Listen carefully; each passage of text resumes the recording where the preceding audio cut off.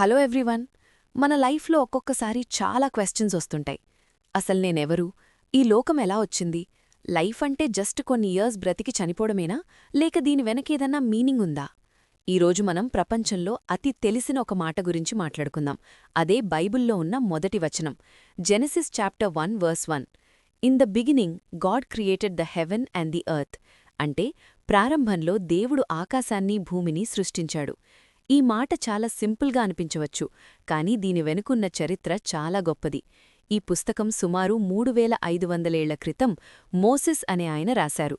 అప్పట్లో ఇజ్రాయెలైట్లు ఈజిప్ట్లో స్లేవ్స్గా ఉండి ఇప్పుడే బయటపడ్డారు. ఈజిప్ట్లో ఉన్నవాళ్లు చాలా గాడ్స్ని నమ్మేవాళ్లు. సన్నొక దేవుడు, రివర్ ఒక దేవుడు అని నమ్మేవాళ్లు. అలాంటి టైంలో మోసెస్ ఈ మాట రాసి వాళ్లకేం చెప్పాలి అనుకున్నారంటే, మీరు చూస్తున్న ఈ నేచర్ అంతా దేవుళ్ళు కాదు, వీటిని సృష్టించిన ఒరిజినల్ క్రియేటర్ ఒక్కడే ఉన్నాడు అని. క్రిస్టియన్స్ ఈ మాటని ఎందుకు నమ్ముతారు అంటే, ఇది జస్ట్ ఒక ఫ్యాక్ట్ కాదు, ఇది ఒక hope. Everything has a source. మన హ్యాండ్లో ఉన్న మొబైల్ ఫోన్ దానంతటదే రాదు కదా, దానికొక డిజైనర్ ఉంటారు. అలాగే ఇంత పెద్ద యూనివర్స్ దానంతటదే ర్యాండమ్గా వచ్చింది అంటే నమ్మడం కష్టం. బైబిల్ని క్రిస్టియన్స్ ఎందుకు దేవుని మాటగా నమ్ముతారు అంటే, ఇందులో ఉన్న ప్రాఫెసీస్ మరియు చరిత్ర ఆధారాలు.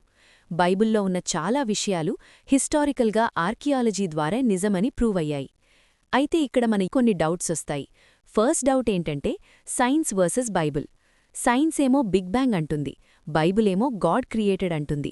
కానీ ఒక్కటి గుర్తుపెట్టుకోండి, సైన్స్ ఎప్పుడూ హౌ అనే క్వశ్చన్కి ఆన్సర్ చేస్తుంది, అంటే యూనివర్స్ ఎలా స్టార్ట్ అయింది అని ఎక్స్ప్లెయిన్ చేస్తుంది. బైబిల్ ఎప్పుడూ హూ అనే క్వశ్చన్కి ఆన్సర్ చేస్తుంది, అంటే యూనివర్స్ని ఎవరు స్టార్ట్ చేశారు అని చెప్తుంది. సైన్స్ అండ్ బైబిల్ రెండూ వేరువేరు కాదు, అవి ఒకదానికొకటి తోడుగా ఉంటాయి. ఇంకో కామన్ క్వశ్చన్ ఏంటంటే, దేవుణ్ణి ఎవరు సృష్టించారు? ఇది చాలా లాజికల్ క్వశ్చన్, కానీ మనం ఒక్కటాలోచించాలి. దేవుడు అనే ఆయన టైం, స్పేస్ అండ్ మ్యాటర్కి బయట ఉంటారు అని బైబిల్ చెప్తోంది. మన బ్రెయిన్కి అన్నీ స్టార్ట్ అవ్వాలి, అన్నీ ఎండ్ అవ్వాలి, కానీ దేవుడు అంటేనే బిగినింగ్ అండ్ ఎండ్ లేనివాడు అని అర్థం, అంతులేనివాడు అని మనం ఒప్పుకోవాలి. మరి లోకల్లో ఇన్ని కష్టాలు, సఫరింగ్ ఎందుకున్నాయి? ఇది చాలామంది అడిగే ప్రశ్న. జెనసిస్ మొదటి చాప్టర్లో దేవుడు అన్నీ మంచిగా సృష్టించాడు అనుంటుంది. కాని మనుషులకి దేవుడొక చాయిస్ ఇచ్చాడు, ఫ్రీడమ్ ఇచ్చాడు. మనం చేసిన తప్పు చాయిసెస్ వల్లే ఈ లోకంలో కష్టాలొచ్చాయి అని బైబిల్ చెప్తోంది. రోమన్స్ చాప్టర్ 5 వర్స్ 12లో దీని గురించి క్లియర్గా ఉంటుంది. సఫరింగ్కి కారణం దేవుడు కాదు, మనం చేసిన చాయిసెస్ అని మనం గుర్తించాలి.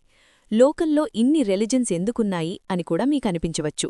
ప్రతి మనిషిలోనూ ఆ దేవుని కోసం ఒక వెతుకులాటలాంటి తపన ఉంటుంది. ప్రతి కల్చర్లో దేవుణ్ణి చూడాలి అనే ప్రయత్నం జరిగింది. క్రిస్టియన్స్ ఏం నమ్ముతారు అంటే, మనం దేవుని దగ్గరికి వెళ్లడం కాదు, దేవుడే మనిషిగా ఈ లోకంలోకి వచ్చాడు అని. అదే జీసస్ క్రైస్ట్ సందేశం. బైబిల్లో ఉన్న రూల్స్ ఎందుకు అని కొంతమంది అడుగుతారు. రూల్స్ అంటే మనల్ని ఇబ్బంది పెట్టడానికి కాదు.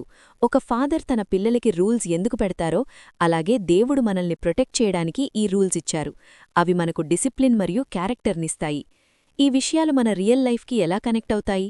చాలామందికి పర్పస్ లేక భయంగా ఉంటుంది. మనీ ఉన్నా పీస్ ఉండదు, ఫ్యామిలీలో ప్రాబ్లమ్స్ ఉంటాయి, చనిపోయాక ఏమవుతుందో అనే టెన్షన్ ఉంటుంది. జెనసిస్ 1 వర్స్ 1లో మనకొక పెద్ద అష్యూరెన్స్ ఉంది. మీరీ లోకంలోకి యాక్సిడెంట్గా రాలేదు, దేవుడు మిమ్మల్ని ఒక ప్లాన్తో సృష్టించాడు, మీరు చాలా ప్రెషియస్. డైలీ లైఫ్ కోసం నేనొక 3 సలహాలిస్తాను. ఫస్ట్, ఒక్కటి గుర్తుపెట్టుకోండి, మీరు ఎవ్వరూ లేనివారు కాదు, మిమ్మల్ని సృష్టించిన దేవుడున్నారు. సెకండ్, నేచర్ని మరియు పక్కనున్న మనుషుల్ని గౌరవించండి, ఎందుకంటే ప్రతి ఒక్కర్నీ దేవుడే సృష్టించాడు. థర్డ్, లైఫ్లో డిసిప్లిన్గా ఉండండి, దేవుడు మన లైఫ్లో ఒక ఆర్డర్ని కోరుకుంటారు. మీరు చాలా కన్ఫ్యూజ్డ్గా ఉన్నా లేక బాధలో ఉన్నా ఒక్క మాట గుర్తుపెట్టుకోండి, ఈ అనంతమైన విశ్వాన్ని సృష్టించిన దేవుడు మీ గురించి పట్టించుకుంటారు. ఆయన దగ్గర మీ ప్రతి కన్నీటికీ ఒక బదులుంది. మీరు ఒంటరివారు కాదు, మీరొక అద్భుతమైన సృష్టి.